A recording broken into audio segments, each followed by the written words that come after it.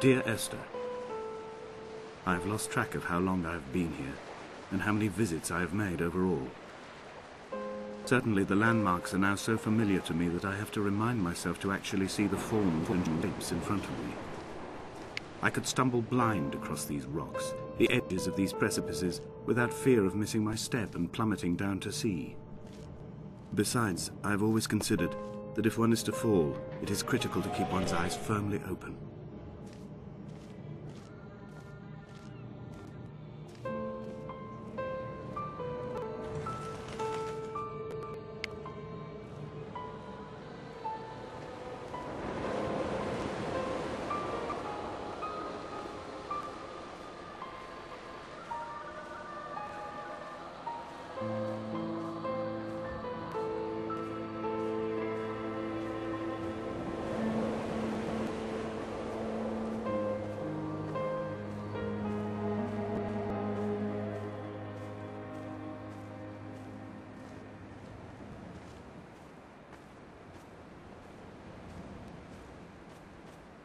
Donnelly reported the legend of the hermit, a holy man who saw solitude in its most pure form.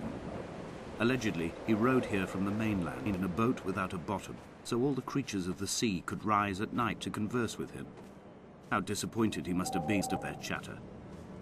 Perhaps now, when all that haunts the ocean is the rubbish dumped from the tankers, he'd find more peace. They say he threw his arms wide in a valley on the south side, and the cliff opened up to provide him shelter. They say he died of fever 116 years later. The shepherds left gifts for him at the mouth of the cave, but Donnelly records they never claimed to have seen him. I have visited the cave and I have left my gifts, but like them, I appear to be an unworthy subject of his solitude.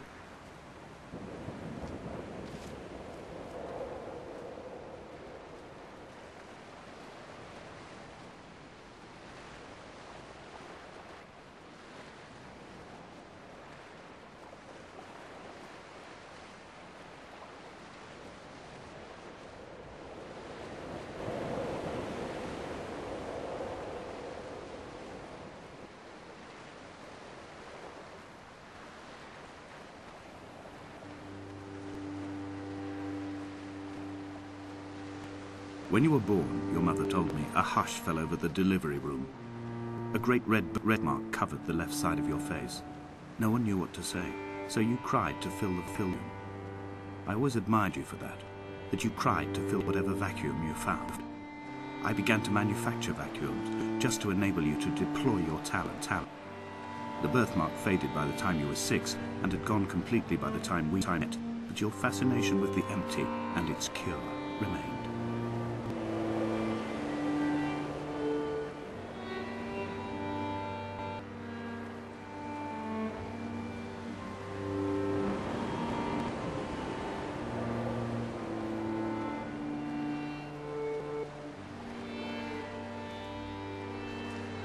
Dear Esther, I found myself to be as featureless as this ocean, as shallow and unoccupied as this bay, a listless wreck without identification.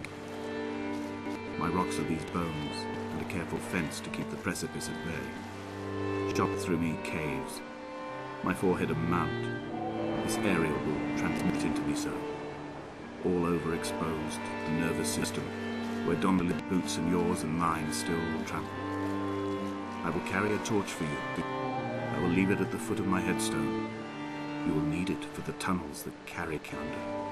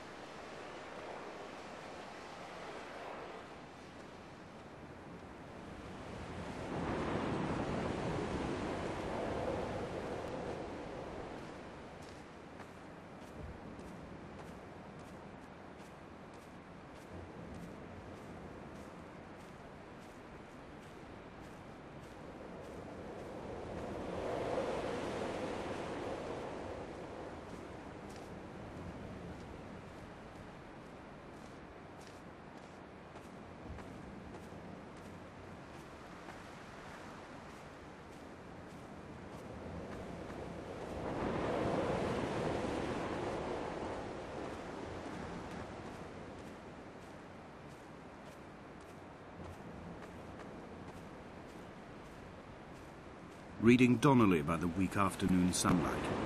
He landed on the south side of the island, followed the path to the bay and climbed the mount. He did not find the caves, and he did not chart the north side. I think this is why his understanding of the island is flawed, incomplete. He stood on the mount and only wondered momentarily how to descend. But then, he didn't have my reasons.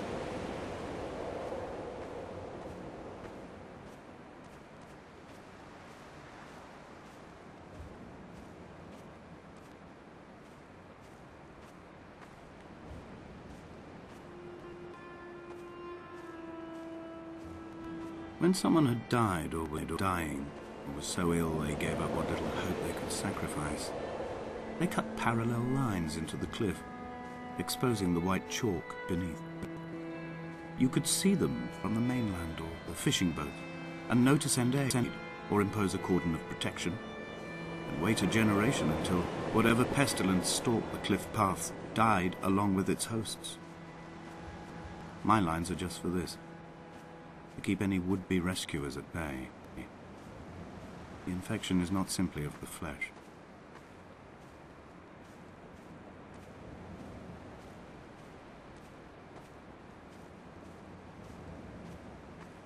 We are not like Lot's wife, you and I.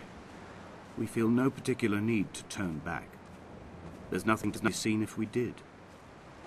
No tired old man parting the cliffs with his arms. No gifts or Bibles laid out on the sand for the taking. No tides turning or the shrieking gulls overhead. The bones of the hermit are no longer laid out for the taking.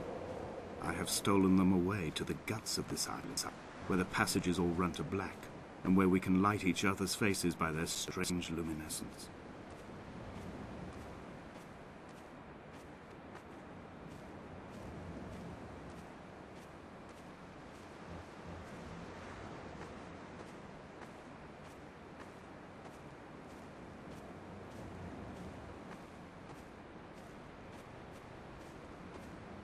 Dear Esther, I met Paul.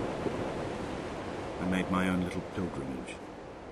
My Damascus, a small semi-detached on the outskirts of Wolverhampton. We drank coffee in his kitchen and tried to connect to one another. Although he knew I hadn't come in search of an apology, reason or retribution, he still spiraled in panic, thrown high and lucid by his own dented bonnet. Responsibility him old. Like us, he'd already passed beyond any conceivable boundary of life. I would leave you presents outside your retreat, in this interim space between cliff and cliff. I would leave you loaves and fishes, but the fish stocks have been depleted and I've run out of bread. I would row you back to your homeland in a bottomless boat, but I fear we would both be driven mad by the chatter of the sea creatures.